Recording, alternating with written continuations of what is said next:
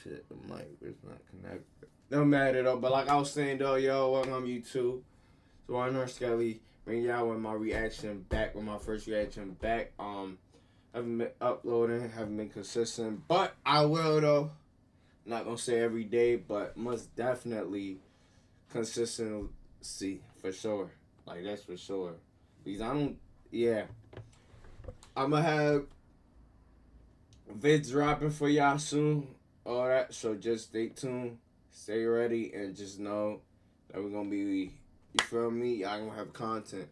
But anyway, though, see, I can tell by the thumbnail, you feel me? By the title of the thumbnail, who we gonna be reacting to. I'm gonna get just straight to it. I ain't gonna lie. Let me stop talking. We just gonna react to this shit. Also, I got some new shit dropping for y'all. Of course, I got a reaction dropping tomorrow. But also another thing, so y'all gonna fuck with it. Y'all gonna love it. So yeah, enough me talking though. Let's just get to it.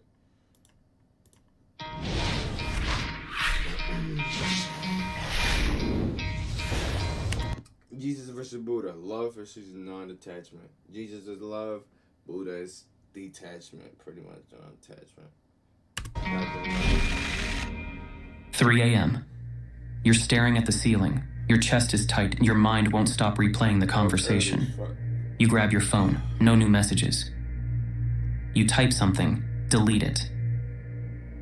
That knot in your stomach, that voice screaming, what if they leave? That's not love. That's fear wearing a love costume. You know what I'm saying? Love is not controlling. It's definitely not controlling. It's definitely not having to, have a close grip on somebody. Just let them go. I ain't gonna lie. That could be, by you letting somebody go, that could show them that's love. Because, what if I told you're not attaching, you just letting them do what they want to do, having free will at the end of the day. you that two guys who literally changed billions of lives had completely different answers to this exact problem?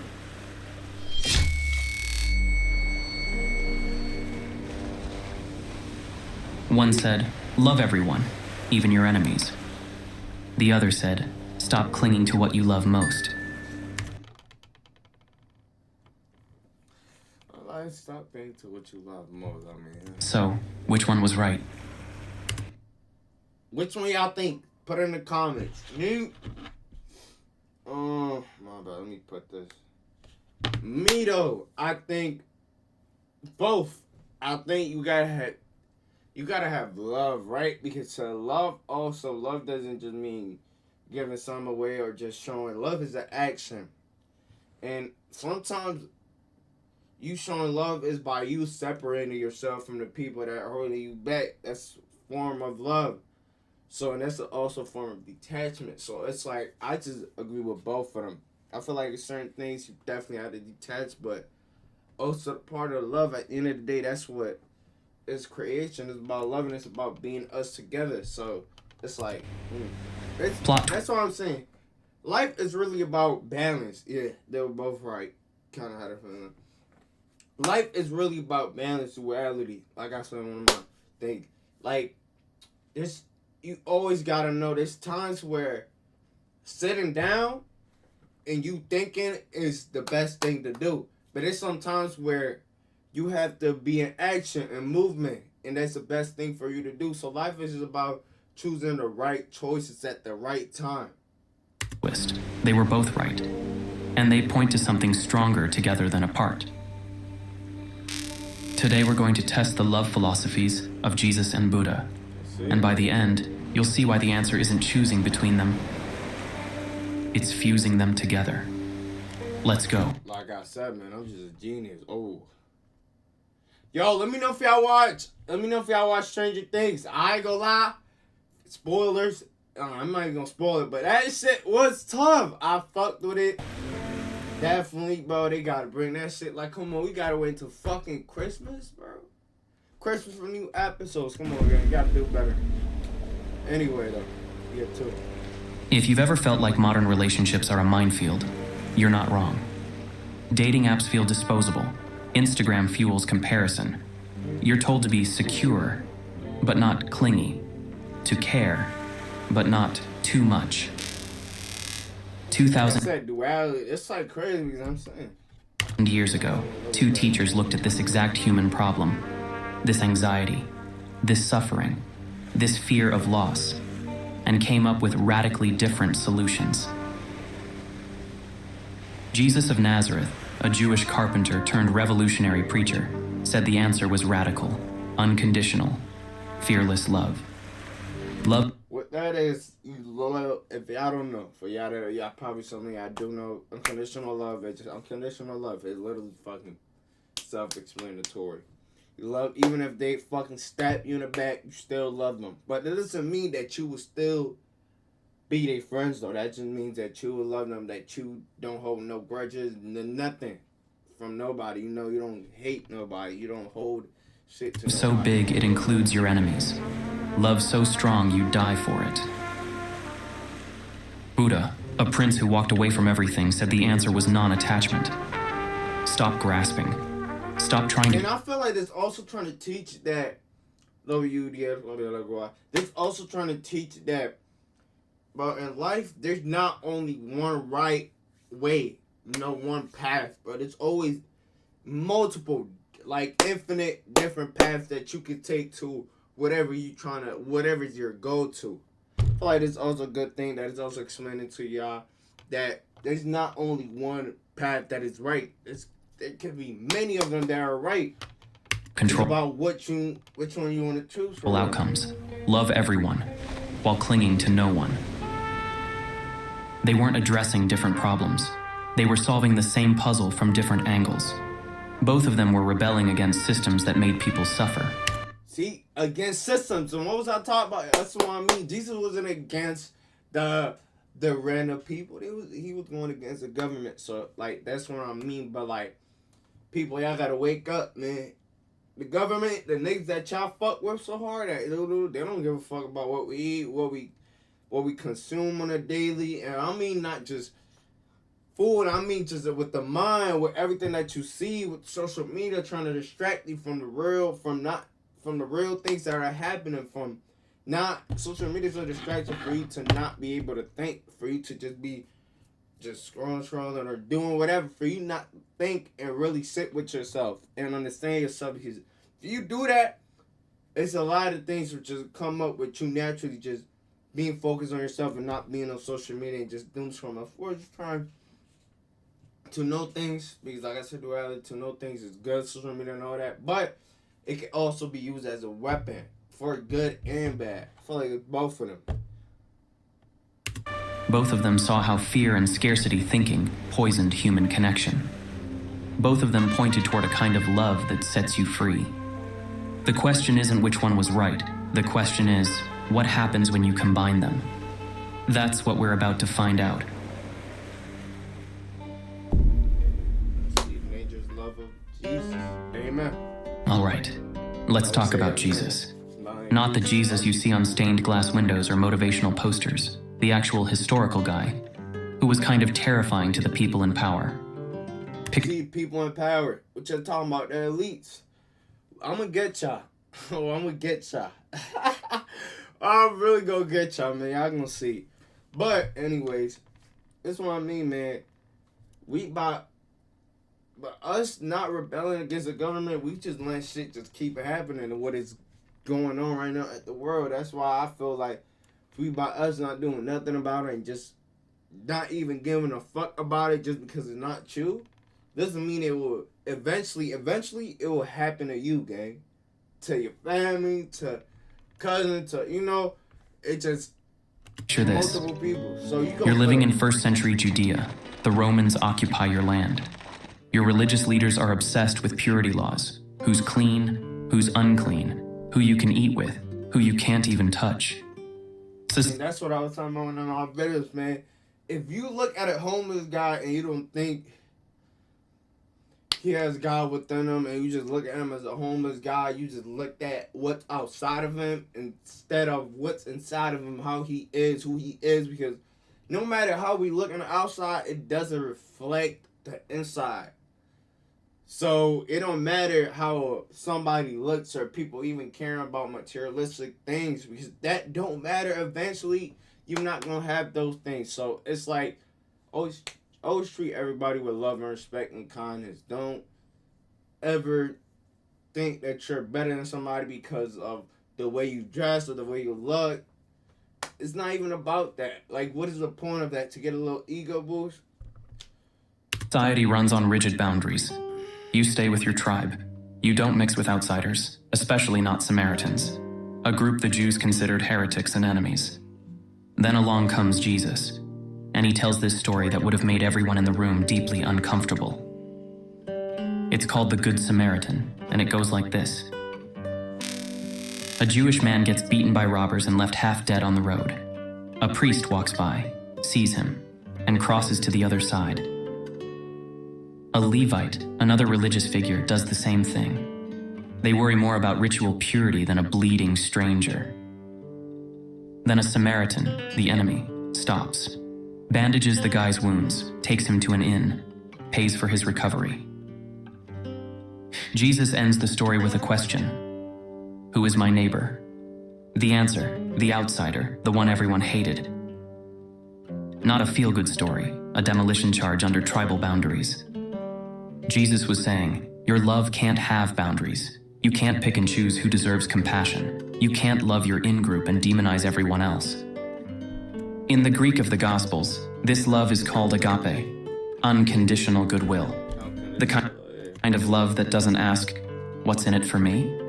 They just, with no rewards. Somebody that loves you with pretty much no rewards. They don't care about what they gain from whatever they doing because they doing it out of the genuine, out of their heart. The kind that extends even to people who want to destroy you. In Matthew's Gospel, Jesus says it plainly. Love your enemies and pray for those who persecute you. Not tolerate them, not be polite to them. Love them. But wait, Jesus also says in Luke's Gospel, if anyone comes to me and does not hate father and mother, wife and children, brothers and sisters, yes, even their own life, such a person cannot be my disciple.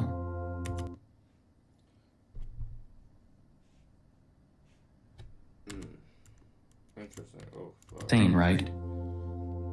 Here's what's happening. Jesus is using hyperbole, extreme language to make a point. In Semitic rhetoric, hate often means love less by comparison. What he's really saying is, stop loving people as possessions. Stop loving your family because they're yours. Stop treating them like extensions of your identity, like props in your personal pretty much your ego that you, because it's you, like you being a main character. Story. That's not love, that's ownership. When Jesus says, hate your father and mother, he means, stop treating them like they belong to you. Love them. Everybody got a free will, and that's what I mean. Everybody, if you love somebody and you see they're not respecting you, they're not giving you the same love, the best thing is to do to let them go. You can love them from the outside. You don't have to be with them, you know? And it's hard. It might be hard, but it's a way. Love is not control. It's not possession. And I ain't gonna lie. I'm gonna be honest. Let's be honest. I kind of have that problem too, which I'm working on it. No, I'm never perfect. Never said I will or ever will be, because that's not even what I'm looking for. But I'm definitely always trying to work on myself, and that's one thing that I definitely been working on. Is on the controlling type of aspect of me, of my ego and all that. As free human beings with their own lives, not as characters in your ego's movie. Same energy as what Buddha teaches about non-attachment. That main character, you think that you main character, so that's why. Actually. This was radical. This wasn't be nice to people who are nice to you.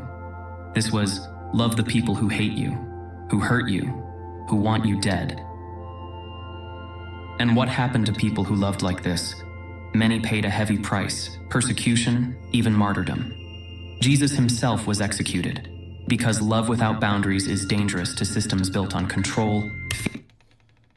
Come on, man. And what the fuck they doing to us right now, people? If y'all don't wake up and really listen or really understand that we have the power, as if we all get together and use it, gang. Fuck the government, for real, for real. Fuck the system. Fuck Fear everything. and Look something with the loving mom. division. Fast forward to today. We don't live under Roman occupation. We're not worried about purity laws. But we still build walls, don't we? We still decide who's worthy of our compassion based on politics, religion, social status. Social status, We that's what I was talking about. still cross to the other side when someone makes us uncomfortable. We still love conditionally. And that's where the grip in chest feeling comes from. Because conditional love is fear-based love. It says, I'll love you if you meet my standards, if you don't betray me, if you stay the same. That kind of love is actually control dressed up as care. Jesus' teaching flips that. It says, love fearlessly, love generously, love like the supply is infinite, because it is. Stop asking, do they deserve it? Start asking, what would love do right now? That's the Jesus move. Radical, risky, revolutionary. While Jesus was preaching this in Galilee, 500 years earlier, on the other side of the world, someone else had figured out the other half of the equation.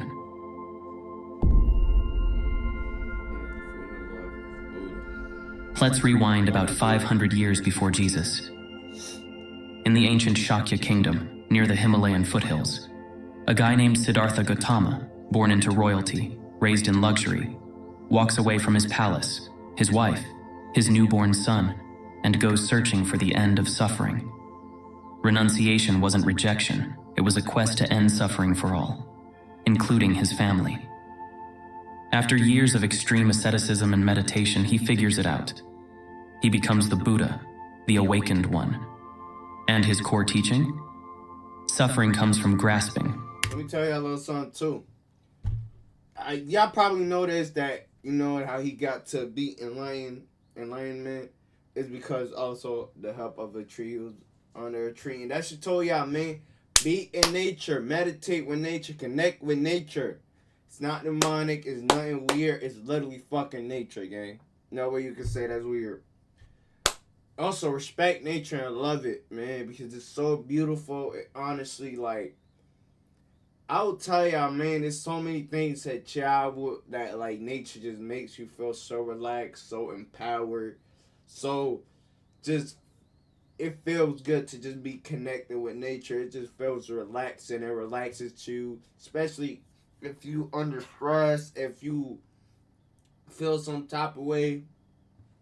It's always good to go outside, but not go outside. You can go outside, but if you go outside in nature and relax for even 10, 15 minutes, I'm telling you, we're not looking at your phone on that. Just 10 and 15 minutes, just you and nature, just chilling, just relaxing. I'll bet you that you will be relaxing, that you will not be stressed out as you would be if you didn't. Or in Pali, the language of early Buddhist texts, tanha, thirst, craving. The desperate need to hold on to things that are always changing. You love someone, so you try to control them, make them stay, make them love you back the way you want. You cling to the relationship like it's a life raft, and that grasping becomes suffering. The Buddha said, let go, not stop caring, not become cold and detached. Let go of the grasping, the neediness, the illusion that you can control outcomes. That you need to control the outcome. There's a parable that nails this. Hunters once set a trap for monkeys by placing sweet rice inside a jar with a narrow neck. The monkey slips its hand in, grabs a fistful, and suddenly it's stuck. Freedom is a single movement away. All it has to do is open its hand, but it won't. It would rather stay trapped than lose the rice. That, the Buddha said, is us. Clinging to pleasure, status, relationships, control. Anything we think will save us. And the tighter we... Pretty much detaching from your ego self, which is, you know, the part of you that thinks shit, that it has to be your way or no way. We grip, the more trapped we become. The Buddha didn't tell us to stop loving. He taught us to love without grasping. Without the need, Most people misunderstand. Without in a begging state, you know, without begging, without, you know, you're already complete. You don't need nothing, and there's nothing that needs to be you. You're already whole. You're already one. You're already complete. There's nothing that you need. You don't need this clothes to be complete. You don't need this thing to feel complete. You don't need those things. We don't need to. But, damn, I forgot. I'm over here laughing, y'all. But You don't need none of those things because you already whole. You don't need, and there's times where we may think, and that was because the way we was programmed that we think we need this and that to feel better. No, we don't. We actually just need to be with ourselves and realize that we don't need nothing. There's nothing that we actually need. And that's why Buddha also went to the trees and meditate for long time, not eating, barely eating, just to like almost dying too. Just to like show that we really don't need nothing. Right, we are already complete. We was born complete. He's already whole. Understand this completely. They think non-attachment means indifference, cold, distant. I don't care about you because attachment causes suffering. Nope. The Buddha taught metta, loving kindness, boundless goodwill toward all beings. Not possessive love, but genuine care. As the Metta Sutta teaches, may all beings be happy and secure. He taught karuna, compassion, the wish for others to be free from suffering. He taught mudita, sympathetic joy, happiness at others' success even when it doesn't benefit you. And he taught upekkha, equanimity, staying steady when things don't go your way. These are the 4 Brahma Viharas, the divine abodes. This is love, with open hands. You care deeply, you act with compassion, you support people fully, and you don't collapse when they leave, when they change, when things fall apart. Because you're not grasping, you're loving the reality of this moment, while releasing the fantasy of control. Modern relationships reveal this pattern everywhere. You feel that suffocating anxiety, the I need them to text me back or I'll lose my mind feeling. That's also you saying that to yourself, so you gonna feel more of that. We also gotta love your Chelsea. We also gotta understand that what we say to ourselves is really important. So talk to yourself with the most utmost respect or love. Look at yourself as a God and love yourself fully. Don't think or you're any less beautiful because you look ugly or you feel like you look ugly, or like because certain things that you don't have, they like just don't think bad about yourself. Like, I promise y'all, it ain't gonna help. It's just gonna make you look at more bad things about yourself, trying to get more bad things to say about yourself, and it ain't gonna help you at all. So just love on yourself no matter who you are, because you're imperfectly perfect. You are perfect just the way you are. If you are being yourself. Because if you're not, and you're just faking who you are, you're not being who you truly are meant to be even. Because when you put a persona, a fake version of who you are, you then, after you do it for so long, you get used to that fake persona, and that ain't really you. So that's why you start feeling exhausted. You start feeling like, damn, I always gotta fake it, or like, it's just not good for you. Just be yourself and don't care what people gotta say about who you truly are, or about how you feel, about how you act too. Grasping. You try to change someone, fix them, make them behave. We only 10 minutes in. Oh my! The way you want. That's grasping. You spiral because you can't control what someone thinks about you. That's grasping. And the Buddha would say, that's the problem. You're not loving the person. You're loving the idea of the person, the version in your head, the future you're trying to force into existence. In early Buddhism, real love is free of grasping. It doesn't demand. It doesn't need anything in return. It says, I love you. And you're free. Literally. 2 teachers, 2... You're free. You can do whatever you want. Continents, 2 completely opposite approaches. Or so it seems.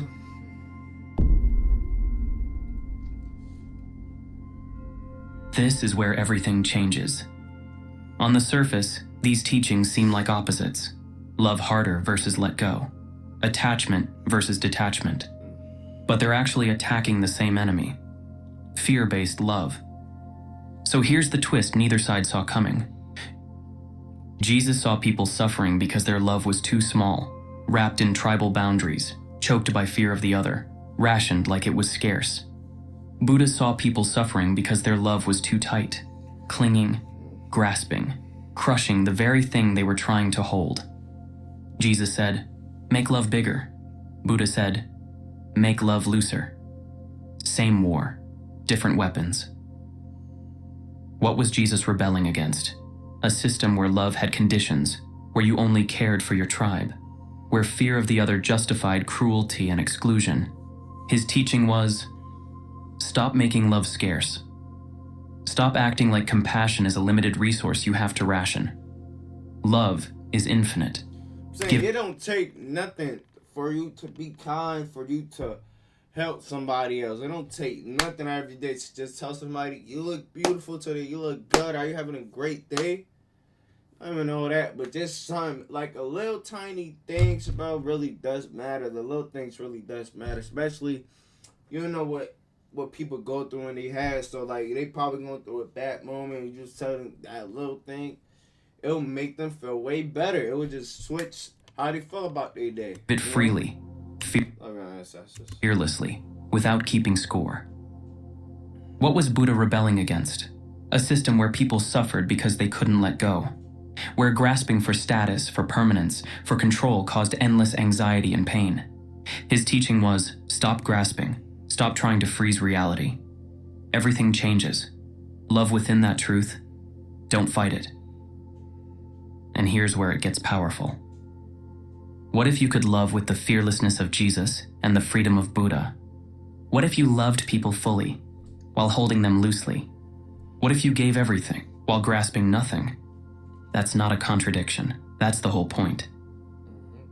Let me clear up 2 myths right now. Agape isn't be a doormat, it's love with a backbone.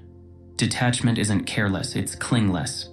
Yeah, it doesn't mean that you love less or that you will not love nobody. It just means that, you know, somebody does something, it will not affect you. You just let's cling to it, to the outcome. Let me give you a metaphor. Imagine holding a butterfly. If you clutch it too tight, you crush it. If you don't care at all, it flies away and you never experience its beauty. The skill is holding your hand open, so the butterfly can rest there, but also leave whenever it needs. What are you saying right there, people? Duality. You pretty much talking about duality right there. That's what I mean. It's really about, life is really about that, you know, balance. It's all about balance, really. Like, you know, when to choose the right thing to do and just connect both of them. Don't just look at the bad as bad. Understand that it's trying to teach you things. The bad things that's going on in your life is trying to teach you things. And for you to overcome those things to make you tougher, to be better. Needs to. Or to put it even simpler. Love you, Loki. Grip kills.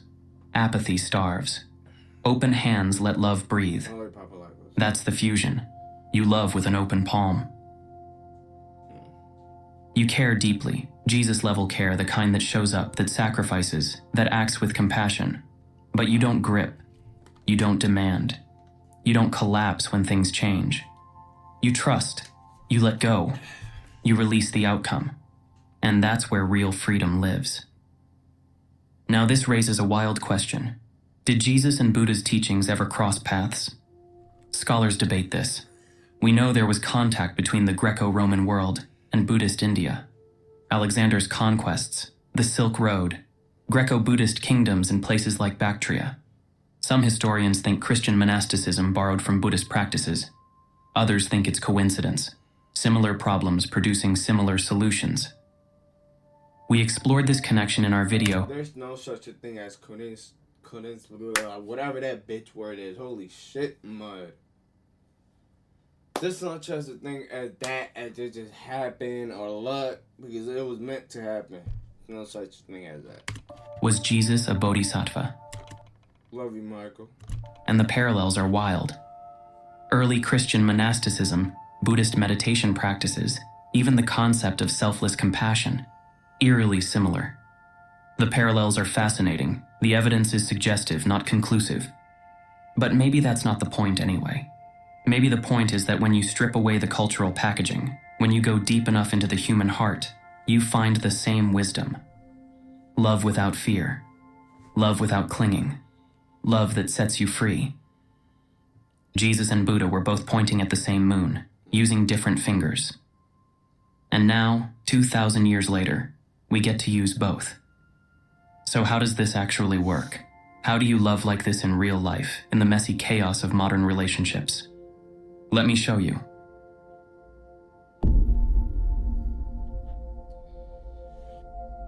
All right, philosophy is great. But you can't date a philosophy. Let's make this real. Imagine you're dating someone. Things are going well, you really like them. Maybe you're even falling for them. But there's this nagging anxiety. You notice you're checking your phone constantly. If it were urgent, the universe wouldn't hide it behind 3 gray dots, right? But you check anyway. You're analyzing their texts, wondering if they feel the same way, trying to figure out where this is going. And underneath all that, fear. Fear they'll leave, fear you're not enough, fear of wasting your time if it doesn't work out.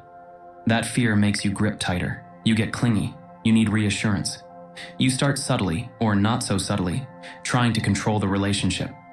Steering conversations, testing their commitment, manufacturing situations to see if they really care. You've been there, right? Okay, now let's apply both teachings. What would Jesus do? Jesus would say love fearlessly. Stop treating this person like a scarce resource. Stop acting like your heart can't handle loss. Stop making love conditional on them behaving the way you want. Show up fully. Be generous with your affection. Be honest about how you feel. Be kind even when you're scared. Love them like they're already free, because they are. What would Buddha do? Buddha would say, let go of the grasping. You don't own this person. You don't control the future. You can't force this relationship into the shape you want. Think of it like the moon and the earth, constant care, no gripping. The moon doesn't cling to the earth. It just orbits, present but free. Or as the early Buddhist texts remind us, all conditioned things are impermanent. That's not pessimism. That's reality. What you can do? Love them right now in this moment without attaching to a specific outcome. Stop refreshing your phone. Stop trying to read their mind. Stop spiraling about what might happen. Practice metta, genuine goodwill. Practice upekkha, equanimity when things don't go your way. Release the need to know. Release the need to control. Trust reality to unfold. Real talk. Sometimes we think we're loving someone when we're actually just loving how they make us feel about ourselves. You're supportive of your partner because it makes you feel like a good boyfriend. You're there for your friend because it makes you feel needed. You give advice because you like feeling wise. And that's pretty much what also Buddhist was also just detaching you from is your ego. He was also saying like detaching your ego because that's really all what he's saying. It's really your ego. That's your ego self. When you feel like, oh, when that feels good when somebody needs you and you feel like, oh, I'm needed. It's ego. That's still using people. That's narcissism in a love costume. Real love, the kind Jesus and Buddha both taught, says, love them for them. Yeah. Not for how it reflects on your self-image. Not for the validation you get. Not to feel like a good person. Love them because they're real, because they matter, because they're free. Not because they make you feel a certain way. The fusion in action? You love them deeply, you're present, you're kind, you're honest, you show up. And you're okay if they leave. Not because you don't care, not because you've detached. Because you love the real person, not the saying you could go. Fantasy. Because you're not grasping. Because you trust yourself to be okay no matter what happens. In a real way, always. You say, I want this, and I won't force it. I'm not forcing shit at all. At all. You feel me? Because I know it's meant to be. What? It will always have the head. Yes, sir. Y'all knew that. Though. Because it was always having something that is meant to be will always have me. I don't gotta force nothing. That's what I mean, man. They will eventually come back. Even after they do whatever they done. You feel me? You gotta let them go, though. You can't be controlling. That's what my problem was. You feel me? But I learned that. I mean, you pretty much are saying that control is not love. In a real love. So it's like, it was just my ego, too, that I felt needing this. I wanted my partner to make me feel like, she needed me, when in reality, it was never about that. It should have never been about that in the first place. But we always learning, we stay learning, and we stay becoming a better version of ourselves. That's the most important part. It don't matter if you fail. It just matters if you keep going. Because failing, you don't really fail. You just learn from your mistakes. Mistakes are not really mistakes. It's just you didn't choose the right answer, the right thing. And you learn. Now you know that's not the right thing. So you learn. So don't take it. Don't feel embarrassed. Don't feel bad about yourself because you don't know this thing or like this didn't go the way you said, and like it's okay, it happens. This life is not meant for you to have it all perfect, all figure out, because life gonna throw things at you, to mess with you, quote unquote, to just get you off the road. So you really gotta be focused, and it don't matter what happens, what throws in your way, you just keep going. No matter if you fail or whatever you love to do, just keep going because it will eventually happen. Promise you all that. And weirdly, that's the most attractive thing in the world. Because when you stop needing someone, when you stop gripping, you stop suffocating them. You give them space to actually choose you, freely. And if they don't, you're heartbroken, sure. They know you're heartbroken. Hey, if she don't, her fucking loss, hello, her fucking loss, hello. Like, are we stupid? Come on, man. Bitch, don't choose me. Her loss. Take it. Fuck it. Like, oh my dude, I just fucked it. Is it good? Hold up, I gotta check it out.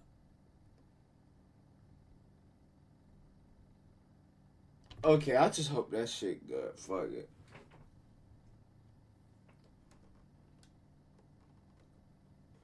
Alright, back. Get to it. You grieve. You feel the loss. But you don't collapse. You don't spiral into, I'm not good enough, or I'll never find love, because your worth wasn't dependent on them staying. Facts. That's love with open hands. That's the Jesus-Buddha fusion. Fearless care. That's what I did to you, dirty ass. Ooh. Wise non-clinging. Let me stop. And no, I'm not talking about... let me stop, bro. I ain't talking about you. You know who you are. I ain't talking about you. See, you been gone, baby. You should have been. You been gone, man. Been out, baby. Stop. Just stop. Don't even try to come back. You know what you done to me. You feel me? You said a lot of shit. Don't even try to come back, baby. You know who you are. Don't try to meet. You know who you are. You know the shit that you know. Don't even try to come back. I'm letting you know right now off the bat. Now one critical. I'm just talking. I'm lying. I'm literally not saying that to nobody. But they know who they are though, man. Leave me the fuck alone. You know who you are. We've been... Yeah. Thing. Non-clinging isn't boundaryless. Boundaries protect love from turning into control. Yours and theirs. You can love someone deeply while saying, I won't accept this behavior.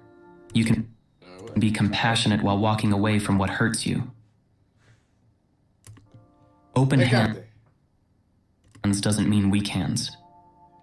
Here's a practice you can try right now. I call it the open palm check.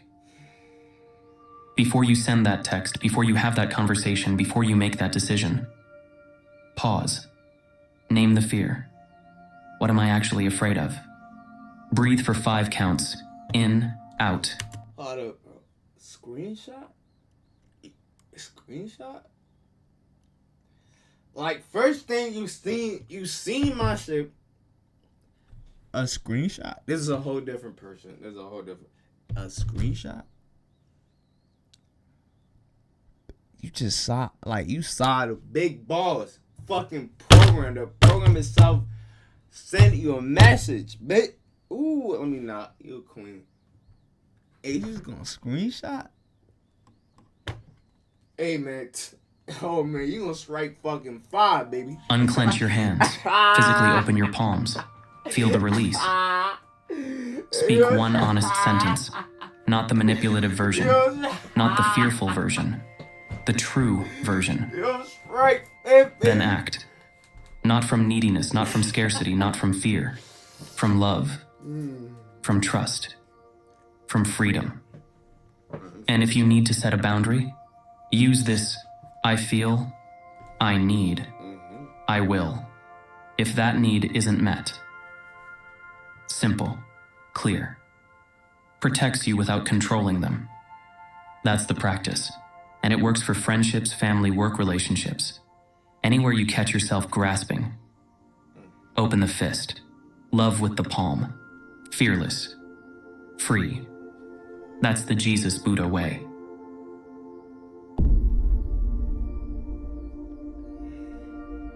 So let's come back to where we started. That 3 a.m. anxiety. That grip in your chest. That voice that won't shut up. What if the answer isn't love harder or care less? What if the answer is both at the same time?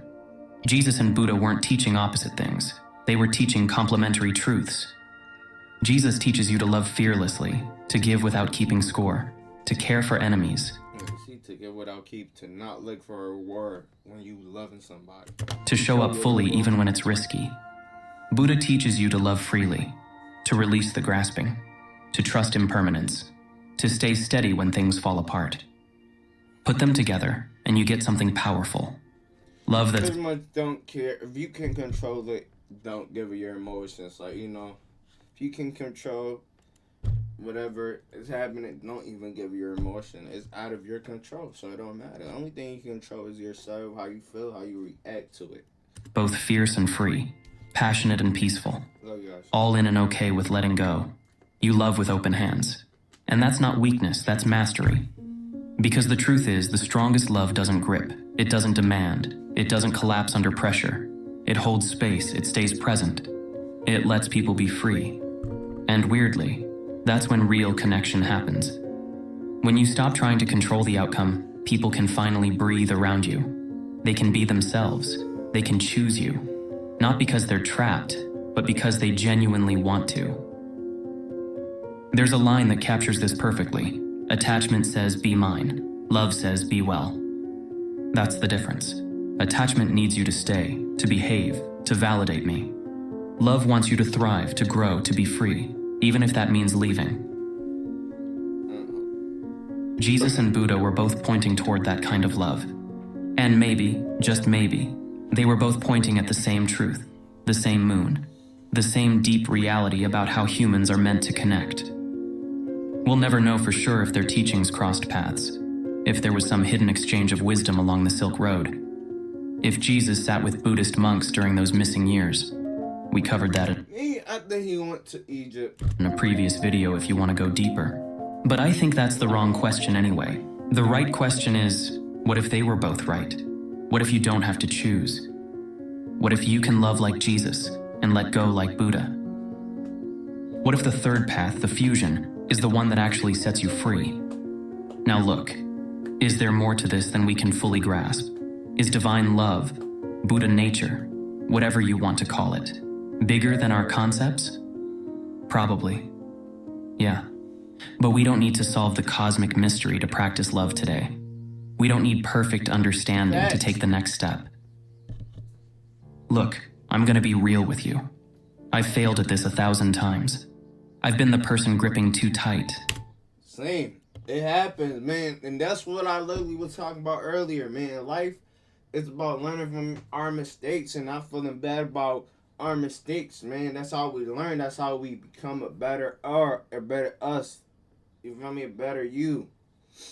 So we all matter. I feel like, come on, when you shouldn't even been, it happened because we didn't know what was true love at that time when, when you do certain things like that, when you grip on too tightly, when you send a text back and you keep sending another one. It happens. I don't know. So much regrets, man, about, when just wasting my time on some of that. Shouldn't even waste my time on and just gripping tight when it was nothing to really I don't even know what I was looking for. It was just stupid on me, but we learned. That's why we here. I've been the person who made love conditional. I've been the 3 a.m. phone checker spiraling about what someone meant by a text. And every single time, it was because I forgot this one thing. Love is infinite. Control is illusion. So if you're struggling with this, yeah, me too. We're figuring it out together. Try it. Next time you feel that grip in your chest, that anxiety rising, that need to control, pause. Breathe. Open your palm. Love fearlessly. Love freely. And see what happens. If this video messed with your brain in a good... Yo, that's about it, man. Love this video. I want to know how y'all feel about this video. Let me know how y'all felt about it. Y'all fucked with it. If y'all liked it, what y'all learned from the video. I think it's a great video. It helps. I think in society, of course, we need to show everybody love, no matter how they are, who they are. And to be compassionate with one another. And that, you know, mistakes doesn't make you who you are. It doesn't describe you, doesn't represent you at all. So, I just want to say, man, it's an outro. Oh, lame as shit. Nigga said it's an outro. Come on, gang. Weak as hell. But, y'all, I'm over here rising this bitch. How much? It's 46 minutes. Ooh, we hopefully I watch this to the end. Thank y'all for being here. Appreciate y'all. Thank y'all so much. Means a lot to me. Stay tuned to the next video because I have another video coming in. Best believe, and I got another shit coming in for y'all, like I said at the beginning. So y'all be ready, you feel me? Because y'all know, I know for a fact y'all gonna fuck with it. So it's definitely gonna matter. Hold up, I'm over here trying to. Hold up real quick, y'all. I'm over here trying to find something. But y'all, like I said, y'all. Love y'all. Always love yourself. Tell yourself that y'all love yourself and it's perfect.